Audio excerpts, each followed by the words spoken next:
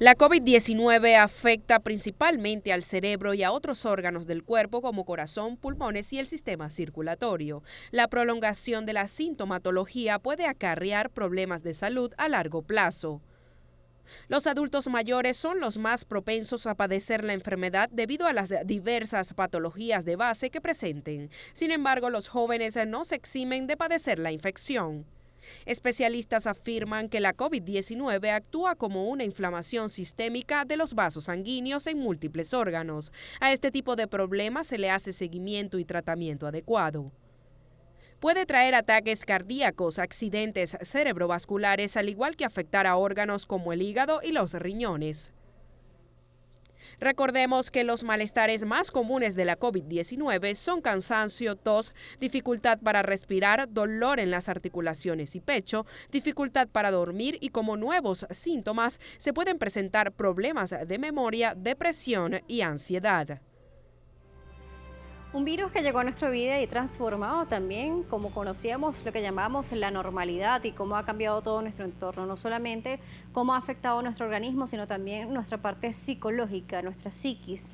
Pero hemos visto cómo este virus ha evolucionado y ha tenido diferentes variantes, diferentes nombres que a veces se nos pierden de diversos que hay. Para hablar sobre este tema, la doctora Yoxibel Lima, médico infectólogo, nos acompaña el día de hoy. Un gusto recibirla, bienvenida. Hola Daniela, buenas tardes. Gracias por acompañarnos y gracias a las personas que se están conectando a través del Instagram Live, a través de @DanielaJ Salas. Recuerda que estamos totalmente en vivo, también por YouTube, como Globovisión en vivo, se puede comunicar con nosotros. Doctora, hemos visto cómo este virus, como todos los virus buscando sobrevivir, busca mutar, variar, y por eso vemos cómo ya no son los típicos signos que daban, sino que ahora, dependiendo de la variante, es que se van presentando o no. Esto, ¿cómo ha sido reto también para ustedes, los médicos? Sí, como tú me lo mencionabas hace rato, Daniela, nosotros hemos tenido un gran reto con COVID-19, ya que en principio inclusive pensábamos que ni a los niños le afectaba esta enfermedad. Hemos visto síntomas que han variado dependiendo de la variante del COVID que esté predominando en su momento. Vimos un momento donde estuvimos con pacientes muy graves, pacientes que fallecieron en su mayoría, donde había una cepa de virus que era muy agresiva y cuando todavía ni siquiera teníamos vacunas. Gracias a Dios, la ciencia evolucionada estuvo a la par de esta pandemia. Pudimos ver que las vacunas, y lo evidenciamos día a día, las vacunas son salvadoras de vida. No significa que la vacuna no va a permitir que nos va a dar la enfermedad. Hemos visto muchos pacientes con COVID últimamente, como hemos sabido. Ahorita podemos escuchar que mucha gente tiene COVID. Ahorita las pruebas no se están haciendo mucho. Son pocas las personas que tienen esa facilidad de hacerse las pruebas, pero toda esa persona que tiene síntomas respiratorios, ahorita en esta última variante que pudimos observar que los síntomas respiratorios eran predominantemente altos, con dolor de garganta, una tosecita, malestar sobre todo en la parte respiratoria superior, esos pacientes podían tener COVID-19 en su mayoría y vimos que había muchos pacientes con síntomas leves que pudimos tratar en la casa y esto es gracias a las vacunas. Sí, además el reto mayor también para los pacientes y para los médicos, porque el resto de las virosis no se fueron de vacaciones, no dijeron, bueno, llegó el COVID, me voy yo. Las gripes, la influenza, todos esos malestares que antes nos daban, incluso ahorita que está lloviendo, por lo menos hacia la ciudad capital y en algunos estados, los resfriados siguen estando allí y se presentan con estornudos, hay personas que le dan tos, entonces cómo diferenciarlos a veces es un poquito difícil, ¿no? Exactamente, es difícil diferenciarlos, pero vuelvo a hacer un realce a la importancia que tienen las vacunas. Influenza, por ejemplo, es una enfermedad que tiene vacunas y que gracias a la vacunación podemos tener enfermedades muy leves y que COVID-19 ya hemos visto que ya hemos ido por varios esquemas de vacunaciones que hemos tenido que presentar para tener estos síntomas leves y así la enfermedad indistintamente tengamos que diferenciar una de otra, lo importante es que sean leves y que esas personas que son los más vulnerables a tener enfermedad severa, como son las personas de mayor edad, las personas que tienen algunas enfermedades de base que hacen que todas estas enfermedades, no solamente COVID-19, cualquier otra enfermedad se desarrolle de una manera más grave, pueda verse minimizada por la utilización de vacunas y que su entorno familiar siempre colabore con todas esas personas que son más vulnerables a tener una enfermedad más severa. Recordemos que también estamos conectados en las redes sociales, estamos en Instagram Live, gracias a las personas que se conectan. Clara Jiménez nos escribe y nos dice lo siguiente: buenas tardes, señorita Daniela, excelente programa, gracias a usted por sintonizarnos. Además dice, después del Omicron quedé con dolores articulares, han pasado 6 meses. ¿Se me puede quitar eso en algún momento? Gracias, feliz tarde y lluviosa tarde. Bueno, feliz lluviosa tarde. Pero sí puede suceder, se puede mejorar.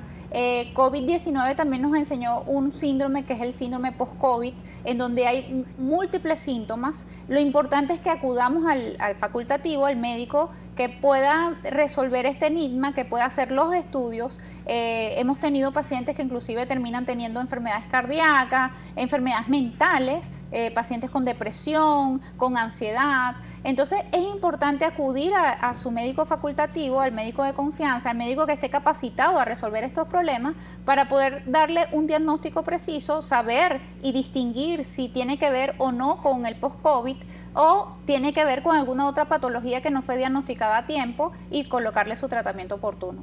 José también nos dice que luego de tener COVID, ¿cuántas semanas se deben esperar para colocarse una siguiente dosis de vacuna? Bueno, dependiendo del tipo de COVID que se tenga. Si es un COVID leve, podemos esperar 14 días generalmente. Si es un COVID con muy pocos síntomas o muy leve, si es un COVID severo, sí tenemos que evaluar cuánto tiempo tuvo ese paciente enfermo y dependiendo de cómo evolucione ese paciente, cuánto tiempo después se debe colocar la vacuna. Pero lo importante es realizar la vacunación para poder evitar recontagiarnos, porque ya hemos visto y hemos sabido que muchos de nosotros han tenido COVID en varias oportunidades, podemos reinfectarnos con COVID, con otras nuevas variantes de COVID, y lo importante es tener la vacunación para poder evitar la enfermedad severa. ¿Es un mito o una realidad que luego de tener COVID-19 vamos a tener anticuerpos propios del virus y que nos va a proteger durante, por ejemplo, 3 meses? ¿Eso es cierto o es falso? Bueno, es una realidad que el tener la enfermedad y utilizar la vacuna o la administración de la vacuna hace que nosotros creemos anticuerpos naturales o creados por vacunas.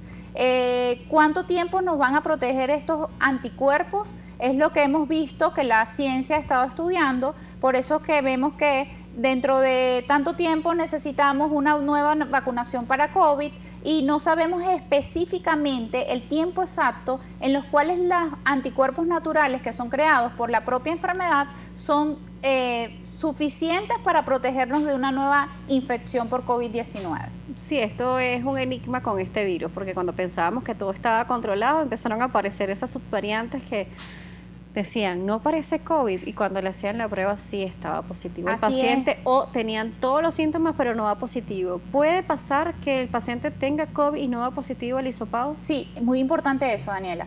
Hay veces que tenemos pacientes que no, yo no tengo COVID porque tengo una prueba negativa y tiene todos los síntomas de COVID e inclusive tiene un núcleo familiar en donde todos tienen síntomas correspondientes a COVID.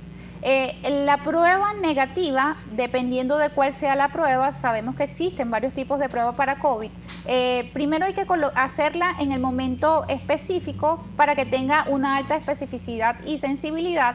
Y dependiendo del momento en que lo hagamos y del tipo de pruebas, no significa que una prueba negativa va a decidir si el paciente no tiene COVID. Si el paciente tiene todos los síntomas relacionados con COVID y hay alguna persona que epidemiológicamente haya estado en contacto con ese paciente que tiene los síntomas y la prueba está negativa, ese paciente, hasta que se muestre lo contrario, tiene COVID. Y entonces debe tener la suficiente capacidad y entereza para poder aislarse y poder evitar así contagiar a otras personas, que es lo que claro, la complicación está si el trabajador es activo y le aparece una prueba de COVID negativa, tener de repente un respaldo médico que le diga debe aislarse. Exacto, pero para eso debes acudir al médico. Nosotros debemos diferenciar si es una influenza, de hecho la influenza tiene una prueba diagnóstica, si es otro tipo de enfermedad respiratoria, si es otro tipo de enfermedad viral, y poder saber si ese paciente debe ir a aislamiento o no y pueda por lo menos disminuir su actividad laboral y evitar contagiar a otras personas. Doctora, vamos a la pausa, regresa, estaremos hablando más de las vacunas porque hay preguntas en las redes sociales. Así que no se parten de la programación, la doctora Yoxibel Lima nos seguirá acompañando, médico e infectólogo, estamos hablando sobre COVID-19 y las diferentes variantes que existen. Instagram Live, @Daniela J. Salas, regresamos.